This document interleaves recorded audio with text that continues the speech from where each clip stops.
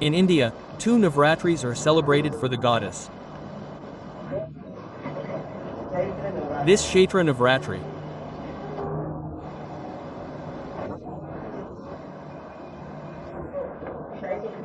Today's day is considered Shailputri, the day when she was born in the Himalayas.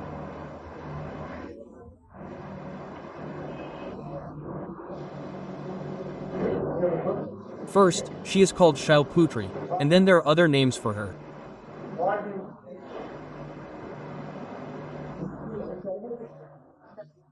However, the speciality of Shailputri is that her first birth, Shailputri, was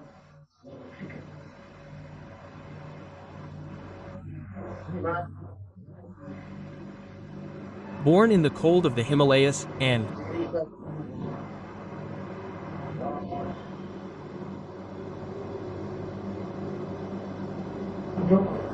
whatever she had to do was limited to that.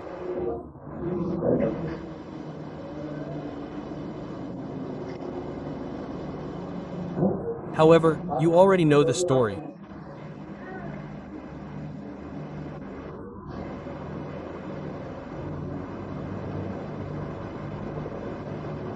Daksha did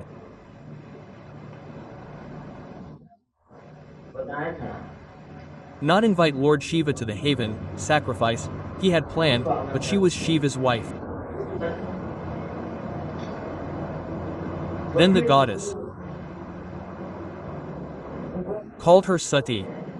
Sati went and offered herself in the fire of the haven Kund. Then Lord Shiva came and picked up her body and left. He found pieces of her body in many places, and we believe that the goddess's power resides in those places, like in Vindhyachal.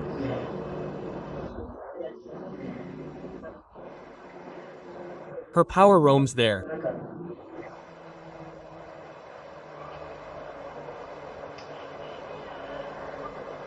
And this power could purify anything.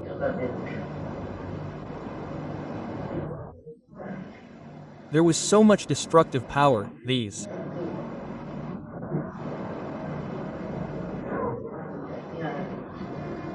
seven powers. After some destructive power, the destructive power came from the right side. And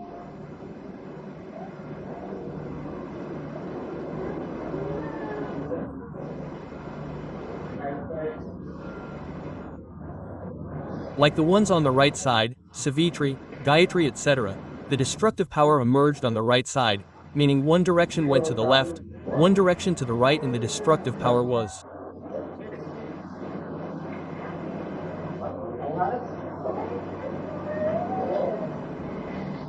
in the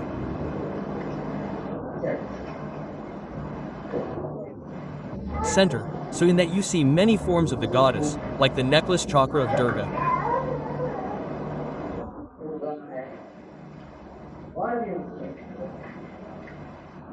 And other forms of hers which adorned them. They were seated on the heart chakra, they were seated in our heart chakra.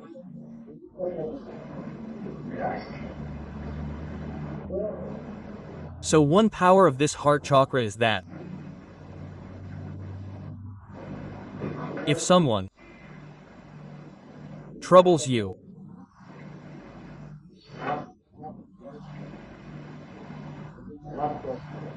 or hurts you or puts you in a dilemma, then that power in the heart will protect you.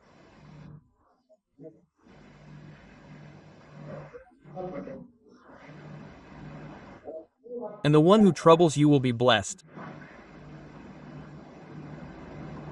So, the most powerful force there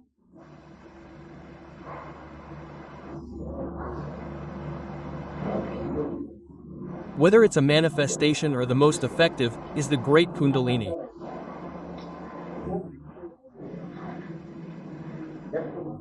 When Kundalini reaches the heart chakra, because Kundalini is Jagadamba, it's Amba, it's power increases even more. So, when a person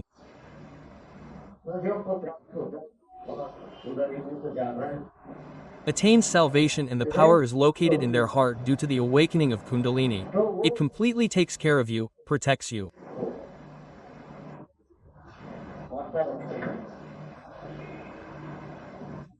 Not even a hair of yours can touch it.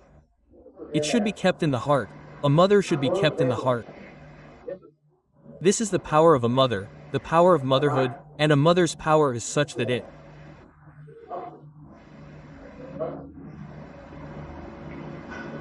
always protects and safeguards her children.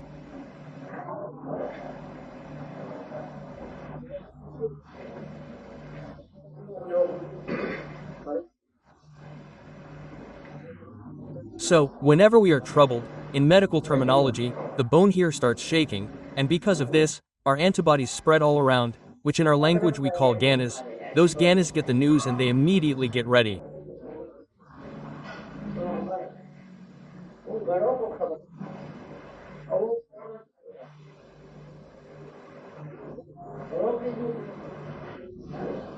So, she is the king of the ganas, based on their authority and acting on their commands.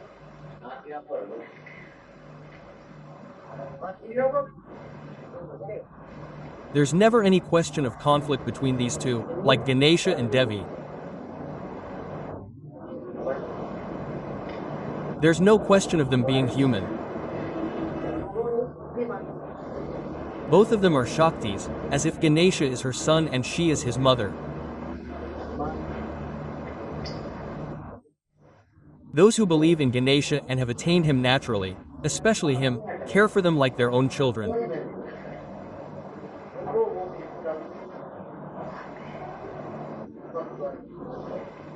He watches over them everywhere, because she is the mother, and you are Ganesha, and your Ganesha must be pure.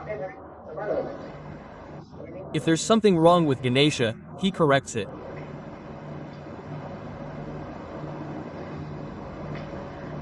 Thus, her actions are diverse. And today's speciality is that it is said that she was first born as Shailputri, the daughter of Shail.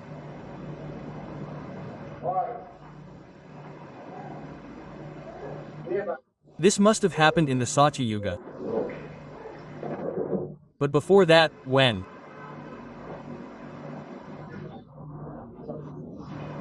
Adi Shakti came into the world, she appeared in the form of a cow.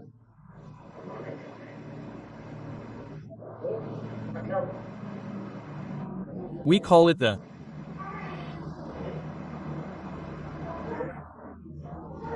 area or the abode of the Supreme Consciousness.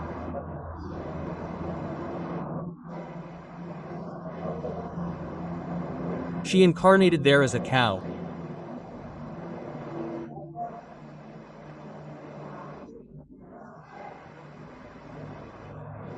The essence of the other is that Gokul was created first there, and this cow, everything was created first, and its reflection is Sada Shiva, just like us.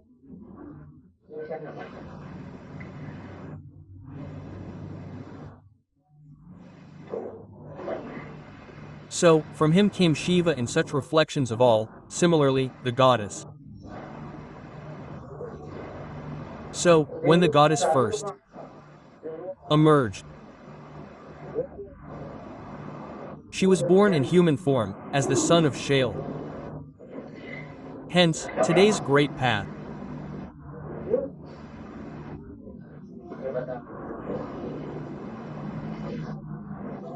But in the state I'm describing, what you call the system of supreme consciousness, in what is called heaven, she took the name of Adi Shakti, and she was in the form of a cow.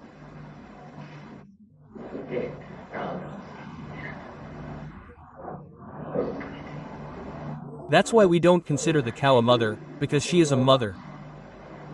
And there's a huge difference between the cows here and the cows abroad. Their appearance was completely different. I remember when my daughters were little, they asked their granddaughter, Nani, why are the buffaloes here white? There's no difference in the expression of a buffalo and a cow, they are the same. Now, that wasn't the time for Adi Shakti to be born. Because, you already know that there were Dwapar, Treta, etc., and they have to come in Kali Yuga.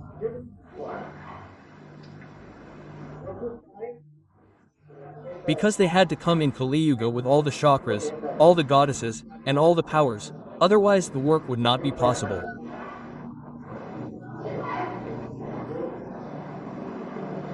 In this terrible Kali Yuga, the work had to be done, and in that, the Mahamaya form, because in this terrible Kali Yuga, if someone knew about the Adi Shakti, they would rush to kill her. That's why she became Mahamaya, and her previous form was.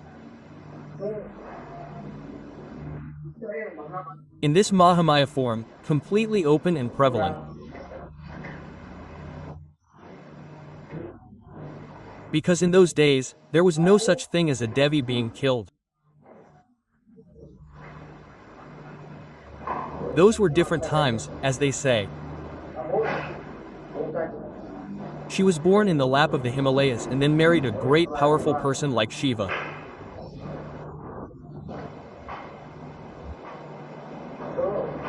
So, many times people ask this. This is one Navratri, this is another Navratri, and for one goddess, they say Mahakali, Maha Saraswati, all of them.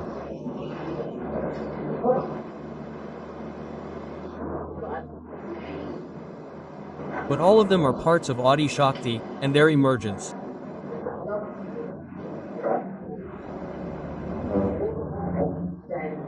Also happened at a time when the work had to be done.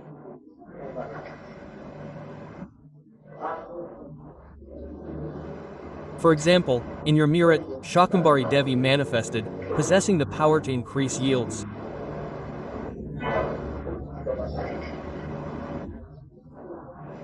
When we were in Meerut, we farmed extensively, and eggplants so large you couldn't even pick them. Tomatoes were so large, and the stems were so thick and long, people couldn't even fathom that we only got 5 or 6. This is the power of Shakambhari Devi. So, wherever a particular Shakti manifests, whatever that Shakti is at work.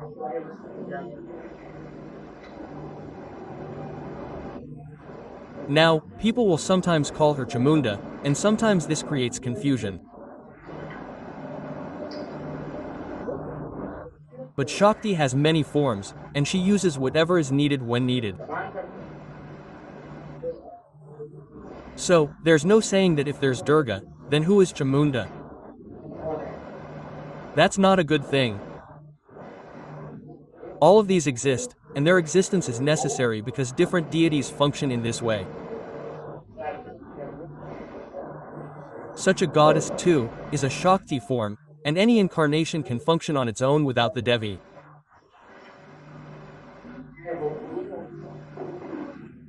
Whether it's the gurus, or the incarnations of Rama, Krishna, Christ, or anyone else, there was the power of a goddess behind them all.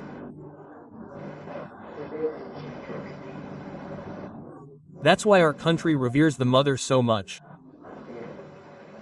People should actually say that Indians are Shakti worshippers. Other things like this have led to conflicts and arguments, but in reality, everyone is a Shakti worshipper. Those who believe in Vishnu are also Shakti worshippers. Those who believe in Shiva are also Shakti worshippers. Because no one can divide a mother. So, this is such a significant institution of the mother in our country, and we should respect her immensely. People should respect her, and children should respect her. Until now, women in our country haven't been as connected.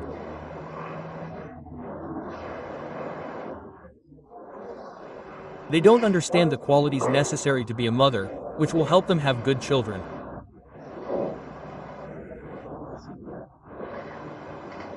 Nowadays, because women have become more involved, they don't have children. Why would such women have children?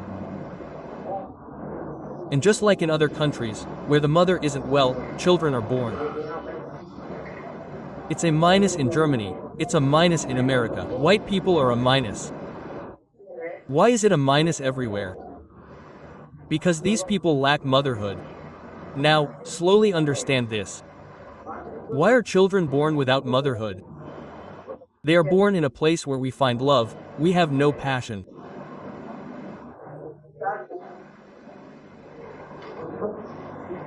But, at the same time, I think it's very important for the men of India to respect women and love them.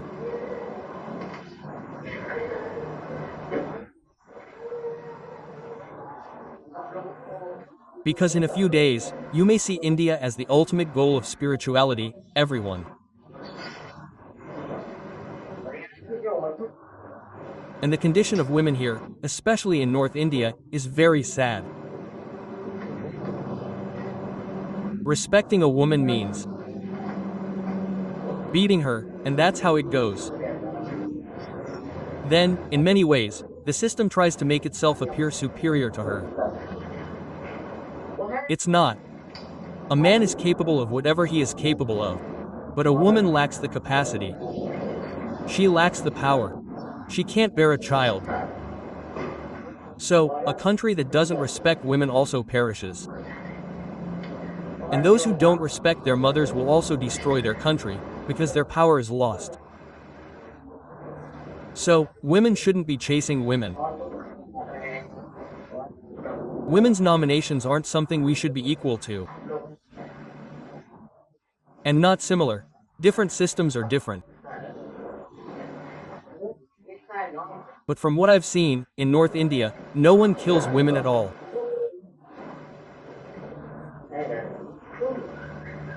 I've personally witnessed this. Women are not needed and are harassed in every way. So, we're now thinking about changing this. We should make a lot of efforts. And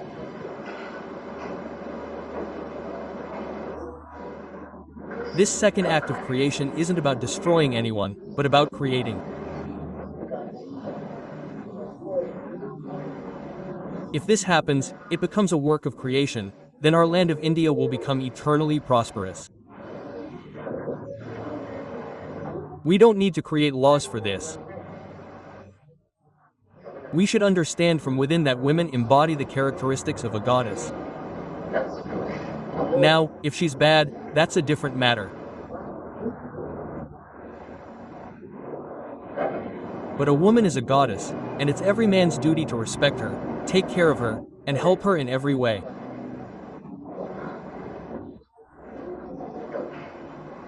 But that's not how it works. Men are always on top. They have more intellect in every matter, but women have the heart.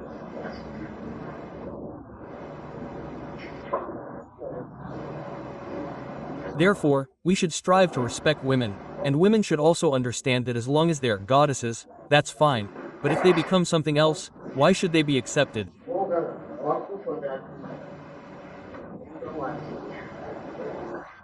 They should also possess these qualities, and they should also possess them. If a woman doesn't have them, then leave her. Remove her.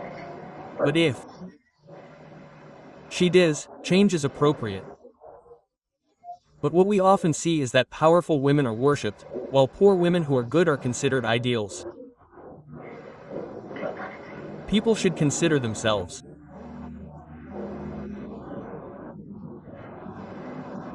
Ideals of a good husband and wife, and there should be a lot of love and understanding between them. Only then will true happiness blossom, otherwise not. In this way, many forms of the goddess are described in our scriptures, and all of them are absolutely correct. There are no flaws or mistakes in it. But to understand its depth, you will have to go into Sahaja. So, you will know about the vibrations. Now, you will see the discrimination in it, that each power has a different vibration. But this is a very subtle thing. The more you progress in this, the more you will understand. This does not mean that you should remain stuck in it only. It means that if you increase your power only through meditation and bring yourself to that level, then you will understand yourself that as soon as you see a person, you will understand how that